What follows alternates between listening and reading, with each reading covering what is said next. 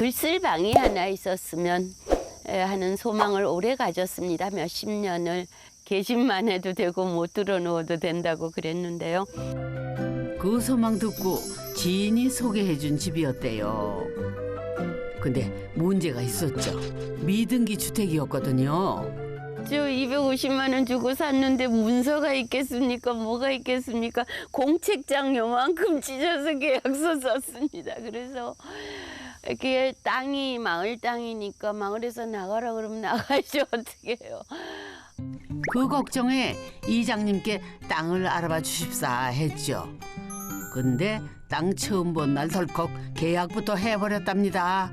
와봤더니 이렇게 넓은데 그때는 험해서 더 그랬겠지만 얼마나 넓은지 제가 잘 보이지도 않고 그리고 평이 뭔지도 모르고 그런 채로 그 자리에서 그냥 계약을 했어요. 그리고는 10년을 빚더미 위에 올라앉아 있었고 이거 꼭 해야 되는 일이다 싶으면 그냥 해요.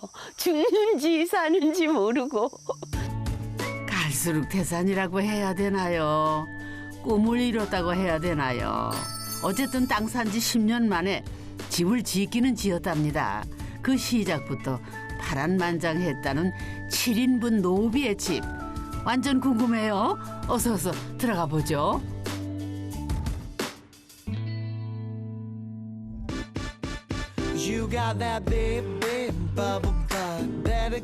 개집만한 방이면 족하다던 분이 진짜 너무 크게 성공하신 거 아닌가요? 이걸 살림집이라고 해야 될까요? 아우, 잘 꾸며놓은 서점이라고 해야 될까요? 어머나, 저 풍경은 어쩔 거야? 아우, 비가 오나 눈이 오나 너무 좋겠다. 오. 야. 네, 이제 들어오셨습니다. 오. 이 집에 들어와 보니까 드디어 주인이 누군지를 알겠어요. 선생님이 아니라 책이군요. 그러니까요. 7인분 노비노비 하시면서 몸을 한껏 낮추시더니 온 집안을 책들한테 홀랑 다 내주셨네요.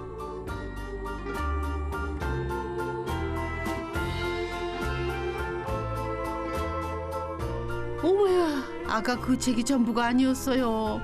대체 이 좋은 집을 어떻게 지으신 거예요? 학교 옆에 조그마한 한 20평 조금 넘는 전셋집에 살았거든요. 서민 아파트였습니다. 그걸 빼가지고 이 서원을 짓고. 전세금을 내셨다고요? 예. 그것도 자가가 아니셨네요. 서울에 또 집값이 얼마나 이상한지도 이해가 되죠. 그죠? 20평 조금 넘는 아파트 전세를 빼서 세상에 이런 서원을 지을 수 있었으니 놀랍지요. 10년 고생해 땅값 다 갚고 났더니 남은 건 전셋집 하나. 피땀으로 지킨 땅 버려둘 수도 없고 저 집을 지었자니 전세라도 빼야지 어떡하겠어요.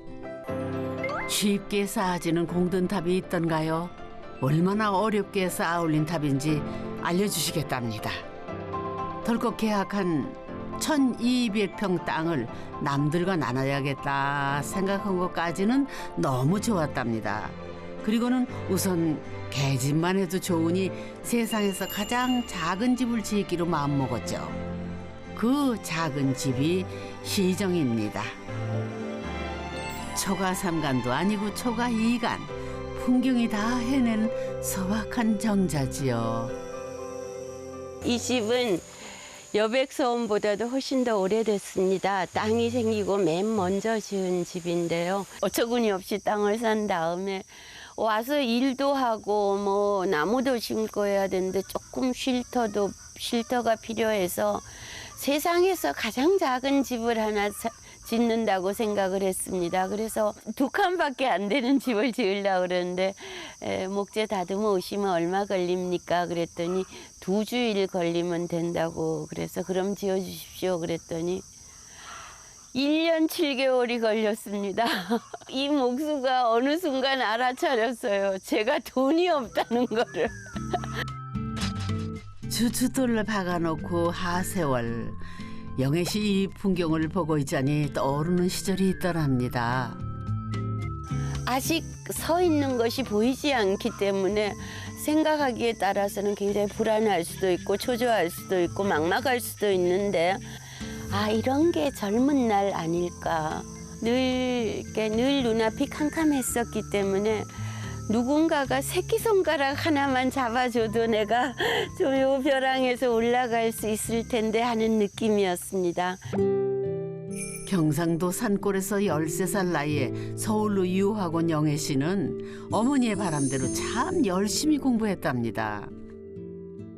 정말 공부를 하고 싶어서 그때로서 유학을 갈 수 있는 유일한 길인 독일 학술 교류처 장학금을 문득 뛰어가서 시험을 보는 이런 만행을 저질렀는데 유산만 돼도 나이가 또 그때 임신이 되고 뭐 이렇게 해서 어렵게 온갖 그 눈총을 받으면서 결국 안 갈 수도 없어서 2달밖에 안 된 아이를 떼어놓고 독일을 가야 되는 상황이었습니다.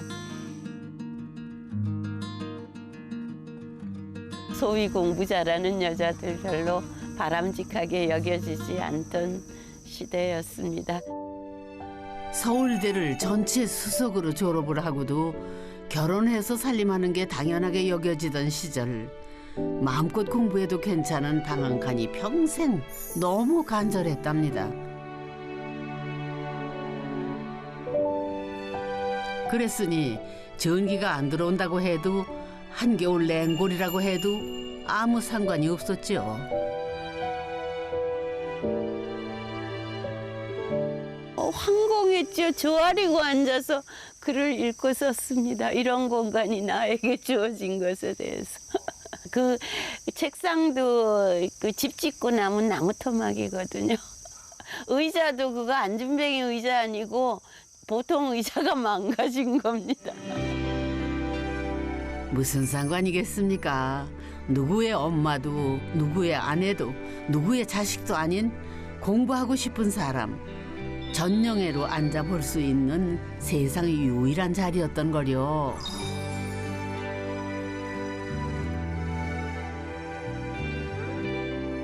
저희 집안에 정자 짓는 전통이 있습니다. 그래요? 네, 그래서 아버지께서 제가 이런 것을 정자를 짓고 뭐 이런저런 일을 해나가는 걸 정말 좋아하셨어요. 정말 기뻐하셨어요. 돌아가시기 전까지 에베레스트를 오르셨던 강직하고 곰소한 아버지가 거금을 내놓으셨습니다. 아버지께서 정말 91세까지 혼자 사시면서 한 달에 20-30만 원을 쓰시고 사신 분이에요. 1억이 얼마나 큰 돈이겠어요. 그걸 모으시자면 얼마나 있으셨을 텐데. 그래서 그 귀한 돈을 어떻게 쓸까 하다가 지금 서원 처음에 1200평 땅을 샀는데 거기에 바로 붙은 산비탈 땅 2000평을 샀습니다. 서서히 이제 여백서원의 뜻이 무르익어 간 것이죠. 예, 여백이 아버지 호잖아요. 맑고 흰 빛이라는 뜻의 여백은 사람들 마음의 여백을 채워주는 공간으로 거듭났죠. 아버지가 살아계셨으면 얼마나 좋아하셨을까요? 그 흐뭇한 마음 담아 집 탐구 계속해 봅시다. 아직 여백제에서 못 본 곳이 남았거든요. 어디 보자. 서재의 오른쪽으로 돌아가면 영애 씨가 무척이나 귀하게 여기는 특별한 공간이 짠 하고 나타난답니다.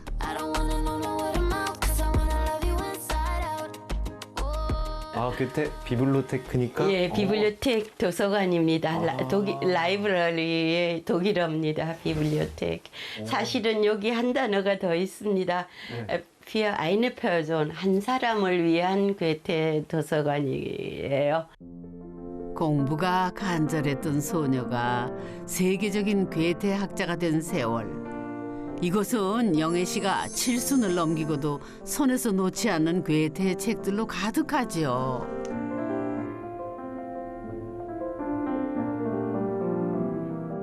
아, 이 책이 그 말로만 듣던 괴테의 파우스트구나. 영애 씨, 또 뭘 보여주시게요? 어이구야.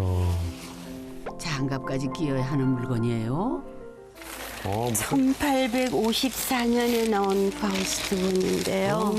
예, 엄청납니다. 여기 다 금박이고, 와, 어마어마하네요. 그리고 여기 그림들도 와. 이렇게 또 유지를 앞에 끼워서 그림들 상하지 않게 이렇게 돼 있는 책이거든요. 세기의 판본이라고 불립니다. 그냥 겉만 좀 보여드린다면은 이런 것들도 있습니다. 이건 뭐예요? 서동 시집의 초판본입니다. 이게 초판. 박물관에서나 구경할 법한 귀한 책들이 여백서원, 그것도 영애 시선에 들어오게 된 데는 사연이 있답니다. 30년 넘게 동문학을 가르쳐온 영애 씨는 괴테 연구자들에게는 노벨상 같은 괴테 금메달까지 수상을 했죠. 프랑크푸르트 공항을 향해서 가는 기차에 6명 타는 칸에 제가 타고 있었어요. 근데 갑자기 저분이 저에게 말을 거시는 거예요. 히르시그라벤에 들려보시죠. 그러는 거예요. 갑자기. 제가 깜짝 놀라갖고 뭐라고 대꾸를 했는가 하면은 당신은 어떻게 내가 그 말을 알아들을 줄 알고 나한테 그렇게 말할 수 있어요? 라고 말을 했습니다. 히르시그라벤이 뭔가 하면은 괴테하우스 주소예요. 조그만 외국 여자가 하나 앉았는데 서울 간다 그러니까 뭐 청와대 한번 가보세요. 할 수는 있어요. 그러나 통인동을 가보세요. 이건 나오는 얘기가 아니잖아요. 그렇죠. 기차 안에서 나눴던 짧은 대화. 그런데 만날 인연은 따로 있나 봐요. 괴테 박물관에서 학회를 크게 하는데 끝나고 났는데 조그만 할머니가 오셔서 잘 들었다 그러면서 우리 집에 좋은 게스트룸이 있는데 하룻밤 묵고 가시라고. 기차에서의 그분하고 이 할머니가 내외분이셨던 거예요. 그런데 글쎄 그 댁에서 하룻밤이 아니고 10하룻밤을 잤습니다. 손님 방에 들어갔더니 긴 창턱에 제가 서동시집에 대해서 강연을 했는데 서동시집 초판본 1819년의 책이 딱 놓여져 있었습니다. 이제 서울로 왔더니 연구실 천정까지 책박스가 쌓여 있어요. 그 중에 그러면 한 권이 이 귀한 파우스트.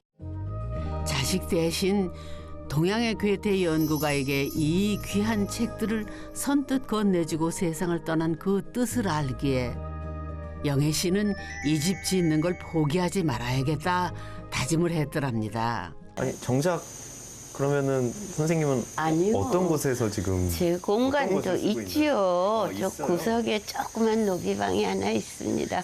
저도 구석에 어딘가에 조그만 살아야죠. 잠깐 어떤 방이길래 아니요. 아니요. 아니요. 선생님 그럼 이쪽으로 가면 될까요? 아이고 참말로 따라 안 오시면 저 혼자 그냥 가버립니다. 그러십시오. 돌이 없네요. 예. 두둥 개봉박도 그런데 손님방과 거실 지나 다시 서재로 들어간다고요? 아이고 이거 보여드릴 곳이 아닌데요. 이거 아니 어떤 참... 곳이길래? 아니요. 누추하고 장애물도 많습니다. 이쪽에 방이 있어요? 예. 역시 공부하시는 분이라 도서관 옆에 방이 있군요. 어이구야, 뭐 짐이 잔뜩인데. 아이고 저 장애물이 많습니다. 아이고야, 왜 이렇게 방이 작아요? 여기가 영애 씨 쓰는 방 맞아요? 아니 밖에 서재 책장 하나만 보기에서도 이만큼은 아니겠구만은. 이제 40도 더 넘은 딸 초등학교 때 쓰던 책상이랑 베개에 이불 한 장이 전부. 당신한테는 왜 이리 바꿔세요 그래? 아니 근데 민망한 공간입니다. 근데 너무 상상 이상으로 너무 작아서 제가 그냥 눈 짐작으로는 글쎄요 한 0.8평? 뭐 그거나 될까? 옷까지라도 밖으로 꺼내놓으면 한몸 운신하기에 훨씬 좋을 텐데요. 왜 안 그러신 거예요? 이런 것들은 좀 밖에 꺼내 놓으실 수도 있었을 텐데. 그러면 책 자리가 없어지잖아요. 아, 그래요? 예. 책도 들어와야 되고 또 아무래도 여러분들이 오시는데. 아이 그래도 방이 하나 더 있구나. 아닙니다. 맞죠? 아이고 참말로 아유 참말로 예 지저분합니다. 좀 심합니다. 지금 여기가 욕실이었구나. 아우 그런데 어떡하면 좋아요. 아무리 한 사람이 쓰는 공간이라도 이건 좀 너무 작은 거 아닐까요? 엄마 거기다 이 욕조는 손주 목욕용인가요? 아, 선생님 손주형 그 욕조가 하나 이렇게 기울여 있더라고요. 저 욕조는 제 겁니다. 네? 그게 선생님 거라고요? 예, 저 조그맣잖아요. 아, 이거 뭐 거의 수도원 같은 아니요, 이런 곳에서. 수도원이 이렇게 지저분하면 안 됩니다. 여백서원 자체는 3,200평 부지고요. 그중에 선생님 쓰시는 공간이 모릅니다. 한 평은 안 될 것 같습니다. 400평 중에 한 평도 안 되시는 공간이 예, 괜찮습니다. 저 조그맣잖아요. 책한테는 온 집을 다 내주면서 내 한몸에게 내주는 자리는 고작 한 평 남짓이 전부. 0.8평이라면은 그 감방의 독방 크기랑 같은 거 아니에요? 에휴 왜 내가 다 속이 상한가 몰라요. 그런 영애 씨가 통 크게 지었다는 공간이 있습니다. 그러면 그렇지 서원 밖에 별채가 있는 거네. 내 말이 맞죠 영애 씨? 저 뒤에 시의 정자는 시정이고 여기는 우정입니다. 이 집을 짓고 싶어서 네. 쇠꼬챙이 4개를 박았습니다. 요즘만하게 고추대 있잖아요, 쇠막대. 그걸 네. 4개를 박고 비닐끈으로 이렇게 놨어요. 그리고 간판을 달았어요, 돌로. 버두자, 밭전자 해서. 누군가가 그걸 보시고 도움을 주셔서 이걸 그래요? 짓게 됐습니다. 예. 영희 씨 방에 비하면 엄마야 한국을 찾는 외국 학자들과 예술가들에게 열린 숙소인데요. 여백서원에서는 가장 마지막에 설계된 곳. 얼마나 정성을 들였게요. 선생님 주무시는 방보다 훨씬 높네요. 아이고 무슨 말씀 비교를 할 수가 있나요. 그러나 1인용 집입니다. 아, 1인용 한옥입니다. 아. 참, 저 나름으로 정성을 많이 기울여서 지었습니다. 왜냐하면은 제가 저 자신이나 제 아이들이나 제 제자들이나 외국에서 이런 기회 있었을 때 정말 감사했습니다. 어렵게 공부했기 때문에 더더구나요. 아는 이 없는 외국 땅에 공부 하나 하겠다고 찾아온 이들을 품어주던 따뜻한 마음. 우정은 그날의 기억들을 모아 만든 영애 씨만의 마음의 여백입니다. 그러면 그 외국에서 오신 손님들이요. 그냥 묵고 가시는 거예요? 공짜는 없지요. 방명록 한 번 쓰는 의무가 있습니다. 방명록 한 번이면 공짜라고요? 덕분에 방명록에는 7성급 호텔도 가질 수 없는 우정만의 역사가 쌓여가는 중이지요. 그 따뜻한 마음을 가슴에 새기고 간 이들은 또 누군가를 따뜻하게 품어주겠지요. 자꾸 여기 제 방 작다고 자꾸 걱정하시는데 아닙니다. 저 엄청 부자입니다. 세계 여기저기 언제 제가 가서 써도 좋은 방이 있고 예 너무나 감사한 일이 많아서 조금이라도 보답하고 싶죠. 제가 많이 듣는 얘기는 이렇게 살아도 되는 줄 몰랐습니다. 였습니다. 그래서 막 너무나 다들 내 거 이렇게 챙기고 옆에 사람 뭐 가졌나 보고 나는 못 가져서 괴롭고 도토리 기재기 하지 말고 그렇게 가면 가지는 곳이 가지거든요. 일단 그냥 무슨 수 안 쓰고 그냥 살아도 사라지는구나. 뭐 그런 거 좀 한번 해보고 싶었습니다. 7인분의 노비가 스스로에게 종횡무진해도 괜찮다 허락한 공간. 영애 씨도 여름 잡초한테는 제 공간을 못 내어주시겠나 봅니다. 하긴 말이라고요. 세상에 천평만평 집을 가졌어도 지친 나를 내려놓을 곳은 쪽마루 한쪽 끝이 전부인 게 인생이니까요. 머리 아팠던 게 있으면 다 비워집니다. 그리고 바람 한 점 지나가면 너무 고맙지요. 그래요. 빈손으로 왔다 빈손으로 가는 세상. 욕심내봐야 못하겠습니까? 80평생 집과 공간을 나누는 게 이렇게 큰 의미인 줄 새롭게 알게 된 시간이었습니다. 꼭 한번 여백에 들러 책향기 맡으며 이야기 나누고 싶네요.